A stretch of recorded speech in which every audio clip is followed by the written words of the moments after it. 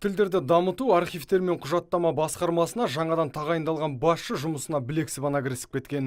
Ол бірінші кезекте аудан қалалардағы көше атауларын тәртіпке келтірмек. Айтуынша енді көше кез келген адамның атымен аталмайды, тек жалпы ұлтқа танымал тұлғаның есімімен белгіленеді. Сондай-ақ кеңес үкіметінен қалған атаулар түгел ауыстырылады.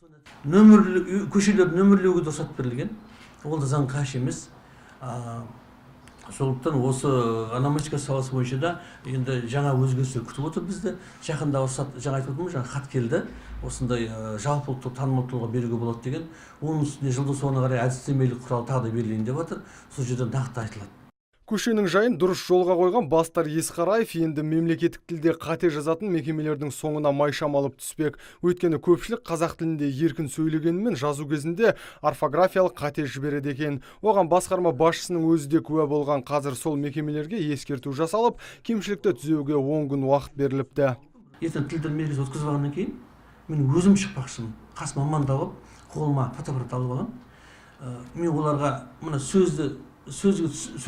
айтқан сөз жай құлақтан шығып кетуі мүмкін да, мен оларға сурет түсіріп, әдейі оларды ұятпашымын. Мен көрдім, көп көрдім. Өткенде айттым оларға, айтпай жібердім. Сіздерге осы бір апта 10 күн уақыт беремін дедім. Егер жоқ болса, мен газетке шығарамын.